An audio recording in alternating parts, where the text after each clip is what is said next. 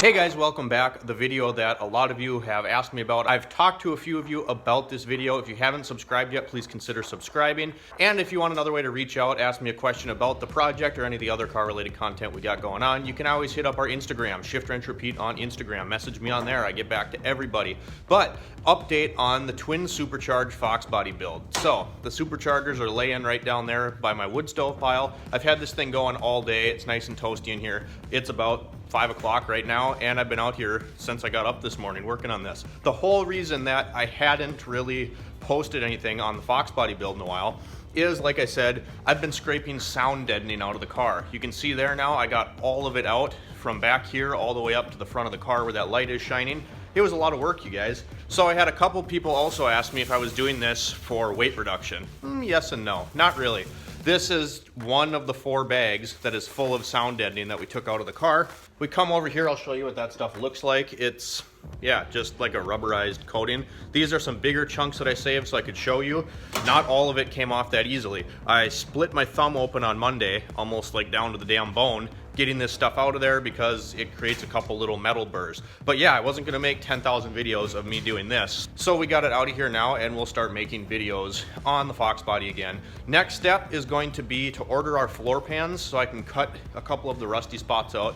This car really wasn't too bad. It was originally from Arizona, we're in Minnesota. It sat in my backyard at my folks' house for probably 5 years, so I'm probably to blame for some of the rot that was there.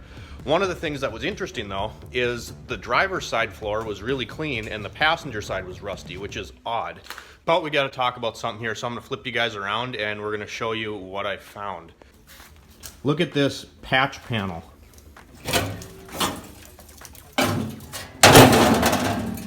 Oh my. So this actually stuck up and wasn't level at all. You can see I cut where they had welded it in, and this is what it was covering.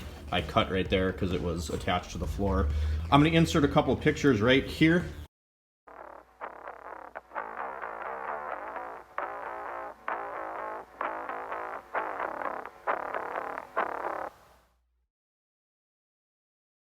So yeah, that's what this thing looked like. Awful patch. The only reason I took this piece out right now is because I knew it had to come out. The rest I want to wait until I actually have the floor pans here so I know like exactly where to cut, because I want to make sure I do it right. So I got that piece out of the way.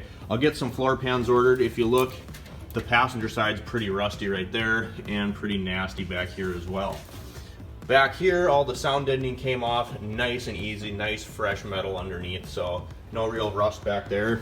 Up by the driver's footwell, there wasn't really a whole lot of rust to speak of either, and we had to get it off the tranny tunnel, which, yeah, it took a while. I used a chisel and a scraper. So I'll link some of the tools I used in the description. I will also link the Black & Decker RTX right there and a couple of our other tools that we'll talk about. But yeah, I just wanted to show you what that looks like. So the one other spot that we're gonna have to fix on the car is right here. You can see I already have it cut out. I just wanted to save it so that I could show you guys exactly what we're dealing with here. I cut this out with a Dremel, and basically we're gonna have to recreate this piece. But you can see underneath there what it looks like. This is just some dirt from when I was cutting. Pretty solid right here still. I'll patch this in and then we'll basically recreate this shape and put it in right here, level it out. Probably have to use a little bit of Bondo in that spot, but other than that, it's been tedious, you guys. And like I said, I just didn't want to make you 10 videos of me scraping sound deadening out of the car. This is going to be a lifesaver, you guys. This is the Milwaukee corded angle grinder with a Lennox Metal Max disc, right? Diamond encrusted tips. And you can get a ton of cuts out of these. I use these for the whole rotisserie, which we'll show you in a second, that we're gonna be using on the Foxbody. So I'll link these tools in the description as well, in case you're interested in those. All right, so what is next for the Foxbody? So next, like I said, I'm gonna order those floor pans. We'll get those welded in. I'll use a product called Pour 15 to prevent rust, coat the raw metal so it's nice and protected. We'll talk about that product a little more when we get to that step. I've used it a lot. It is a great product. Some of you might have already heard of it. And then I'm going to use Monster Liner. Monster Liner is a truck bed coating that you roll on, whatever, but it comes as like a 2-part, kind of like some epoxies come, and it has like a UV protectant and hardener in it. That is a product that I've also used personally. I used it on my dad's 92 FJ, which is one of the first videos we ever did on this channel. Cringe-worthy factor, way up there, but I'll put a picture of that right here.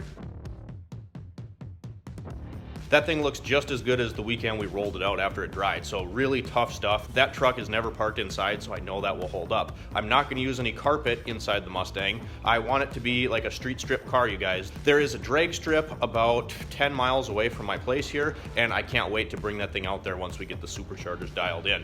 So after that, we'll get it up on our rotisserie. If you haven't seen the rotisserie, we've made a few videos of that. You can see that bracket right there. That is what we made. It's a 4x4 post. I welded up some brackets. We're going to mount one of those to the front bumper and one to the back, and then we will put that on some engine stands so I can rotate the floor and coat the bottom of the car as well. As long as I was spending this much time and energy and money into doing this car, I wanted to make sure that I could coat every surface that I could. So that is where our sketchy rotisserie came in that you can see right there. But yeah, guys, I just wanted to give you an update on the Foxbody project. It's been tedious, it's been a lot of work, and I want to make it interesting, so I didn't film the weeks of me scraping, sound deadening, and cleaning. But we'll keep getting you updates when we're doing stuff different, where this project is not going anywhere. Minnesota, like I said, so we're gonna have a long winter ahead of us. Lots of cold days, so nothing better to do but be in here and working on the car. And I can't wait, you guys. Eventually, we're gonna have a video of this thing nice and shiny with 2 superchargers poking out of the hood, idling in the driveway.